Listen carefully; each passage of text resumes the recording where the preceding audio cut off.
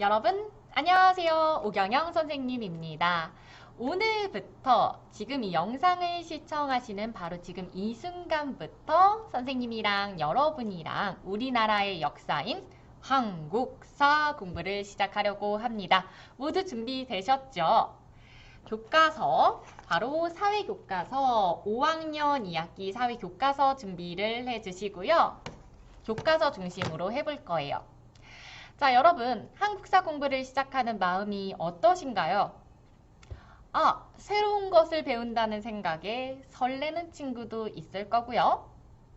선생님, 저는 평소에 역사를 너무 좋아해서 선생님이 조선이라고만 하면 아는 것을 다다다다 외에는 그렇게 역사를 아주 잘 아는 친구도 있을 거예요. 그리고 이 많은 것을 언제 다 외우지? 라고 고개를 절레절레 하는 친구도 있을 텐데요. 자, 방금 고개를 절레절레 했던 친구 뜨끔하시죠? 하지만 괜찮습니다. 선생님이랑 여러분이 역사를 공부하는 방식은요, 어렵지 않아요. 아주 얕은 것부터 시작을 할 거예요. 여러분, 우리나라의 역사, 한국사 하면 생각나는 거 이야기를 해볼까요? 조선, 고려, 고구려, 백제, 신라. 이게 다라고요? 괜찮아요.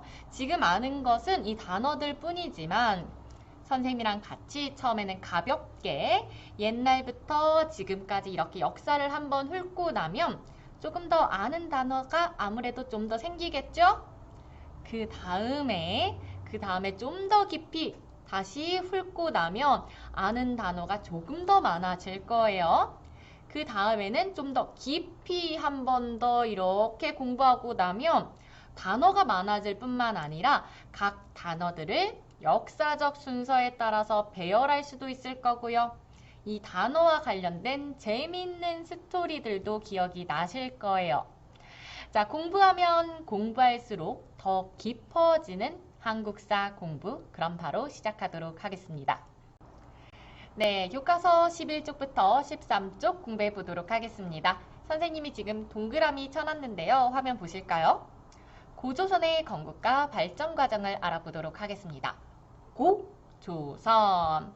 선생님, 그러면 한국사의 시작이 고조선인가요? 아니에요. 그 전에 구석기, 신석기 시대도 있는데요. 우리 그것은 나중에 한 번 더 좀 더 깊숙이 배울 때 하도록 하고, 우리 지금은 얇게 한번 훑는다고 했잖아요. 교과서 중심으로 얇게 훑을 거기 때문에 고조선부터 시작해 보도록 하겠습니다. 고조선입니다. 자, 건국 이야기도 나와 있고요. 다음 장에는 고조선의 법, 그리고 고조선이 어디까지 이렇게 세력이 있었는지 이 범위에 대해서도 살펴보도록 할게요. 자, 그럼 교과서의 이야기를 읽어볼게요. 우리 여러분이 보셨을 때 이거 좀 재밌는 내용인데, 신기한 내용인데, 인상적인데 하는 거에는 여러분 나름대로 밑줄을 긋거나 동그라미를 치고 필기도 해보세요. 자, 청동기 이후 한반도와 주변 지역에는 권력, 자, 힘이에요. 힘. 쉬운 단어로 늘 바꿔서 생각을 해봅시다. 힘을 가진 사람들이 나타나 다른 사람들을 지배하기 시작했대요. 자, 힘이 있는 사람이 누군가를 지배하고, 그러면 힘이 없는 사람은 지배를 당하겠죠. 지배를 하는 사람과 지배를 당하는 사람이 있습니다. 이것을 우리 두 글자로 무엇이 생겼다라고 할 수 있을까요? 그렇죠. 지배하고, 지배받고, 이거는 지배자와 피지배자가 생겼다. 즉, 이 말은 신분이 생겼다라는 말로 바꿀 수가 있겠죠. 자, 이들 중 힘이 센 세력이 주변 세력을 하나로 모은 거예요. 힘이 가장 센 사람이 이렇게 힘을 더더더더 모아서 힘이 더 세진 거예요. 그래서 하나의 국가가 만들어진 겁니다. 이 과정에서 우리 역사 속 최초의 국가인 바로 무엇? 고조선이 등장을 했습니다. 네, 고조선이 등장을 했어요. 건국과 관련된 이야기가 내려오는데요. 이 이야기 읽어보시면 응? 응? 하실 수 있어요. 그런데 이거는 이야기가 후대에 이렇게 적어서 내려온 거기 때문에 우리가 이 이야기에 숨은 속뜻을 해석할 수 있어야 돼요. 그러니까 고지고대로 믿지 말고 이 이야기의 숨은 뜻을 해석할 수 있어야 돼요. 바로 이 친구들처럼요. 지금 이 친구와 이 친구가 각각 여기 1번 의미, 그리고 2번 의미, 그리고 3번 의미를 그대로 받아들이는 게 아니라 해석하고 있어요. 숨은 뜻을. 여러분, 우리 또 같이 해석을 해볼게요. 자, 옛날에 환인의 아들인, 선생님이 그림으로 좀 표현을 해볼게요. 환인의 아들인 누가? 환웅이. 자, 하늘에서 인간 세계를 자주 이렇게 내려다보면 아, 두 사람은 신이었구나. 신이 하늘을 내려다보면서 직접 인간 세계를 다스리고 싶어 했대요. 자, 환인이 아들의 뜻을 알고 내려다보니 지금의 태백산인데요. 지금의 묘향산이래요. 지도 좀 더 구체적으로 봐볼까요? 여기가 좀 적당하다. 우리 아들이 가서 나라를 다스리기에 적당하다라고 생각을 해서 아들에게 가서 다스리게 했대요. 그게 지금 우리나라 그 지역이죠.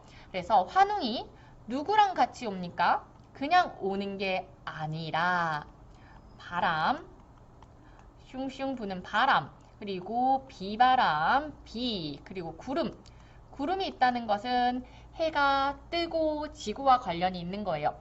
날씨와 관련이 있는 이것들을 다스리는 신하와 무리 3,000명을 많은 사람들을 이끌고 세상에 내려왔대요.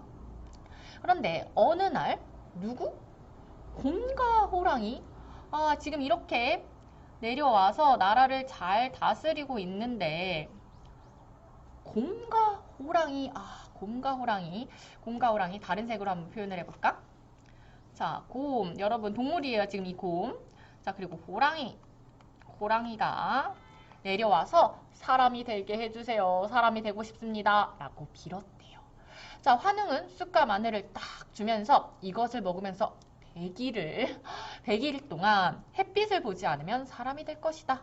지금 환웅은 신이죠, 신. 그러니까 동물을 인간으로 바꿀 수 있는 능력이 있나 봐요. 그래서 이렇게 얘기를 했더니 곰과 호랑이는 이제 햇빛을 보지 않기 위해서 동굴로 들어가서 이를 지키려고 했지만 자, 곰은 지켰어요. 자, 곰은 우직하게 지켰는데 호랑이는 이것을 지키지 못했어요. 그러면 곰만 사람이 됐겠네요. 자, 곰이 사람이 됐고 여자로 변했대요. 자, 곰웅 그리고 여자 그래서 웅녀가 되었어요. 그리고 바로 웅녀와 환웅이 결혼해서 아들을 낳았대요. 자, 이것도 선생님 색깔로 표시를 해볼게요. 자, 웅녀와 환웅이 이렇게 결혼해서 아들을 낳았어요. 이게 바로 누구? 바로 단군 왕검입니다. 단군 왕검이고요. 바로 단군 왕검이 홍익인간, 널리 세상을 이롭게 하리라 라는 뜻을 가지고 세운 나라가 바로 고조선입니다. 네, 이렇게 정리를 할 수가 있어요. 자, 여러분 이야기를 들으니까 어때요? 신이 뭔가 비바람 구름의 신화를 거느리고 왔는데 곰과 호랑이를 사람으로 만들려고 했고 이렇게 곰과 호랑이가 와서 사람이 되게 해달라고 빌었고 근데 곰은 됐는데 호랑이는 못 됐어. 그래서 곰웅녀와 결혼을 해서 당군왕검이 아들이 나왔고 당군왕검이 세운 나라가 고조선?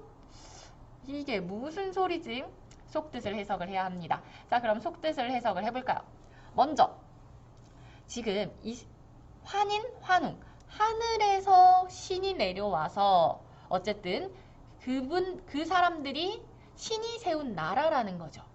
그러니까 실제적으로 신이 내려와서 이렇게 나라를 세웠다. 이게 사실이라는 게 아니라 우리의 첫 국가인 고조선은 신이 세운 나라이다 라고 할 만큼 엄청 대단하고 우리 나라는 멋진 나라다라는 이렇게 무게감을 실기 위해서 신이 내려와서 이렇게 해서 고조선이라는 나라를 세웠다라고 이야기를 하는 거예요. 그러니까 하늘에서 내려왔다라는 말 자체부터 고조선이라는 나라에 무게감을 주는 거죠. 그리고 그냥 온 게 아니죠. 바람, 비, 구름을 다스리는 신하와 함께 내려왔다? 자, 정말 그런 신하와 내려왔을까요? 아니요. 환웅, 그러니까 우리 세력이 생겼다라고 했잖아. 여러 세력이 생겼다라고 했으니까 환웅의 세력이 바로 비, 바람, 구름. 즉, 비, 바람, 구름은 뭐죠? 날씨와 관련됐어요. 자, 날씨가 옛날에 그렇습니다. 우리 비가 많이 오게, 그리고 햇빛이 쨍쨍 찌게, 뭐 태풍이 오지 않게, 이런 거는 다 농사랑 관련이 되어 있어요. 그러니까 환웅의 부족이 농사를 잘 짓는 그런 기술을 가지고 있었던 부족이라는 뜻 아닐까요? 자, 그래서 바로 환웅의 부족은 농사를 잘 짓는 그런 부족이었나 봐요. 이렇게 해석을 하는 거예요. 그래서 우리 이거는 옛날에는 농사가 그만큼 중요했구나. 농사를 잘 짓는 부족이 어쨌든 세운 국가가 고조선이잖아요. 그러니까 농사가 중요했다라는 거예요. 농업사회라고도 볼 수 있고 그만큼 날씨, 농사가 중요했다. 농사가 중요했구나를 알 수가 있는 거죠. 중요했구나 정도를 우리가 추측할 수 있는 겁니다. 자, 이렇게 환웅 부족이 있는데 곰과 호랑이가 이렇게 찾아온 거예요. 이 말은 곰을 믿는 부족과 호랑이를 믿는 부족이 환웅 부족에게 찾아온 거예요. 우리 합치자고. 그런데 호랑이를 믿는 부족은 단락, 여기서 XX, 곰을 믿는 부족과 결합을 했다라는 거죠. 정말 웅녀가 돼서 결혼을 해서 당군왕검이 나온 게 아니라 환웅을 따르는 이 부족과 곰을 따르는 이 부족이 합쳐졌다라는 이야기예요. 자, 그래서 이 2번에서는 곰과 호랑이가 찾아와서 사람이 되게 해달라고 빌었다. 이거는 곰을 믿는 부족과 호랑이를 믿는 부족이 환웅 부족과 함께하기를 원했나 봐. 자, 그런데 이렇게 해서 웅녀가 되었고 웅녀는 환웅과 결혼해서 당군왕검을 낳았다라는 얘기는 그렇죠. 곰을 믿는 부족과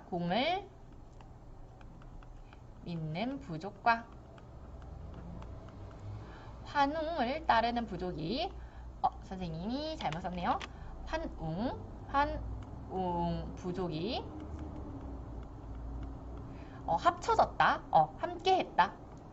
함께 했다라는 것을 알 수가 있죠. 그렇게 해서 당군왕검이 세운 국가가 고조선이에요. 자, 선생님 왜 자꾸 고조선이라고 안 하고 고조선이라고 할까요? 맞아요. 그 뒤에도 우리 조선이라는 나라 이름이 굉장히 많이 나와요. 그래서 그것과 구별하기 위해서 한자로 옛고, 옛날 조선이다라고 해서 고조선이라고 붙인 거예요. 원래는 조선이었어요. 네, 이렇게 해서 고조선의 지금 건국 살펴봤고요. 여러분 이해되셨죠? 자, 곰, 호랑이, 당군왕검 잘 기억하세요. 그러면 고조선에는요, 우리 국가니까 법이 있어요. 국가에는 항상 법이 있어요. 국가라고 말할 수 있는 여러 가지 조건이 있는데 그 중에 한 조건이 법입니다. 법, 규칙. 우리 그 국가 안에서의 사람들끼리의 약속, 법이 있어요. 자, 이 법이 있는데요. 몇 가지의 법이 있습니까? 8가지의 법이 있습니다. 8가지의 법이 있어요. 팔초법이라고 하는데요. 다 전해졌으면 너무 좋겠지만 딱 3개만 남아서 전해지고 있습니다. 선생님은 나머지 5개가 어떤 법일지가 궁금한데 우선 3개를 보면서 이런 법이 있었구나. 이게 아니에요.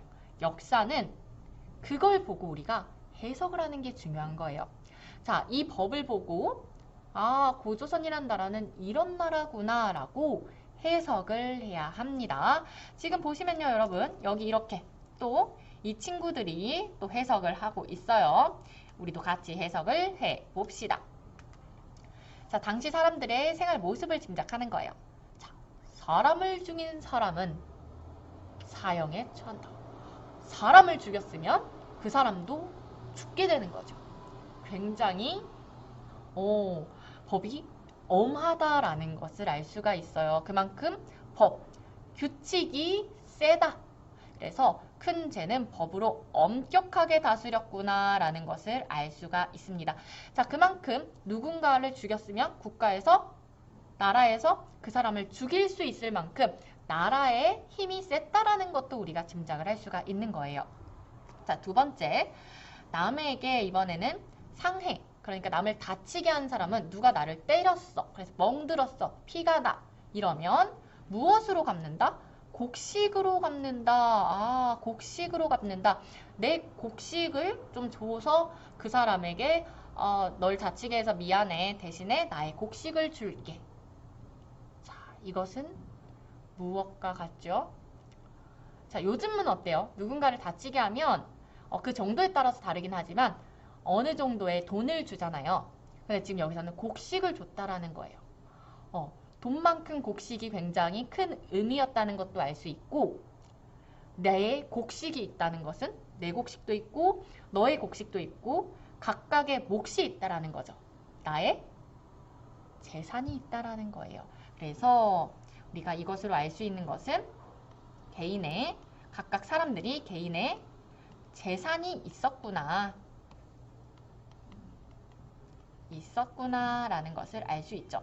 아주 먼 옛날에는 그냥 사과 있으면 사과 따먹고 니 거 내 거가 없었어요. 그런데 이제 고조선이라는 나라, 국가가 생기니까 법도 생겼고요. 그 법 아래에서 니 거 내 거가 생겨서 남에게 상처를 입히면 내 거를 이렇게 주는 방식으로 보상을 했다라는 거죠. 자, 세 번째 봅시다. 남의 물건을 훔쳤대요. 도둑질이 옛날에도 있었나 봐요. 그쵸? 훔친 사람은 데려다가 노비? 자, 노비는 아까 선생님이 말했죠. 지배를 하는 사람, 지배를 받는 사람이 있어서 이제 그런 걸 신분이라고 한다라고 했어요. 노비라는 것은 남의 집에서 어쨌든 지배를 받는 거죠. 그러니까 이것도 신분이 있었다라는 것을 알 수가 있어요. 신분이 있었구나. 노비라는 말 자체가 이렇게 부림을 당하기 때문에 부리는 사람, 부림을 당하는 사람, 즉 신분이 있었다라는 것을 알 수 있고요. 그 노비를 안 하려면, 죄를 면하려면 50만 전을 내야 된다.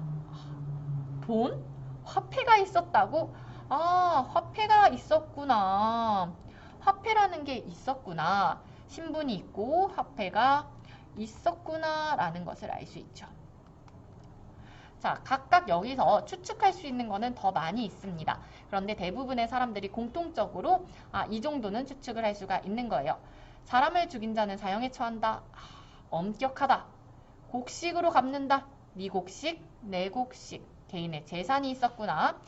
물건 훔친 사람 노비 또는 그것을 면하려면 50만 전 신분제도와 화폐가 있었구나. 선생님은 너무 아쉬워요. 나머지 5개의 조항들이 도대체 무엇일까? 여러분 무엇일 것 같으신가요? 이게 있었으면 고조선의 생활 모습을 더 자세히 해석을 할 수가 있었을 텐데 우선 여기까지 해석을 할 수가 있습니다. 자, 고조선이라는 나라, 환웅, 웅녀, 당군왕검이 세운 국가의 법을 통해서 우리 그 나라의 고조선의 생활 모습까지 살펴봤어요. 그럼 우리 마지막 페이지에서는 뭘 볼 거냐면요. 박물관에서 볼 수 있는 여러 가지 이렇게 문화재들이 있네요. 고조선이라는 나라를 지금 앞에서는 한반도와 그 주변 지역이라고 했는데 정확히 어디까지인지를 알 수가 없어요. 그런데 무엇을 통해 알 수 있냐면 남아있는 이런 고인돌이나 비파형 동검, 미송리식 토기와 같이 고조선에서 사용했던 이런 물건들 있죠. 그 물건들이 여기서도 발견되고 여기서도 발견되면 고조선은 여기까지가 아닐까? 비파형 동검이 여기까지 발견되면 여기까지도 고조선의 범위구나. 비파형 동검 여기도 있네. 여기까지구나. 미송리식 토기 여기, 그럼 여기까지구나 하고 그 범위를 볼 수 있는 거예요. 자, 범위를 보면서 고조선의 핵심적인 문화재인 미송리식 토기, 비파형 동검, 고인돌까지 보도록 하겠습니다. 선생님 벌써부터 외울 게 너무 많이 생긴 것 같아요. 전 아까 곰호랑이만 기억을 할 것 같아요. 괜찮아요. 여러분 역사 외우려고 하지 마세요. 계속해서 반복하다 보면 나도 모르게 외워집니다. 그러니까 끈기를 가지고 우리 계속해서 하다 보면 욕심도 생길 거예요. 역사를 잘 알고 싶은 욕심, 호기심이 생기면서 다 정리가 될 거예요. 그러니까 외워야겠다라는 생각보다는 지금 선생님의 수업을 호기심을 가지고 이렇게 들으시면 됩니다. 자, 읽어볼까요? 고조선은 우수한 청동기 문화, 고조선은 청동기 문화를 바탕으로 다른 부족을 정복하거나 동합하면서 세력을 확장했습니다. 고조선이 점점 나라가 이렇게 범위가 힘이 세지면서 땅을 가져가고 넓어지는 거예요. 고조선만의 독특한 문화를 발전시켰는데 미송리식 토기, 자 어때요? 미송리식 토기 한번 볼까요? 밑에 평평해요. 자, 밑에 평평하고요. 올라갔다가 여기서 다시 또 이렇게 좁혀졌다가 올라가는 이것을 이런 그릇을 이런 토기를 미송리식 토기라고 하는데 선생님 왜 미송리식이에요? 미송리가 뭐예요? 미송리라는 미송리에서 처음 발견되었기 때문에 그냥 미송리식 토기라고 합니다. 그래서 이런 물건이 고조선에서 발견이 되었다. 그래서 그 토기가 여기도 지금 이런 식으로 많이 있어서 고조선의 범위를 우리가 역사학자들이 알 수 있다더라 라는 거죠. 자, 그 다음에 또 비파형 동검이에요. 이런 비파는 뭐냐면요. 우선 동검.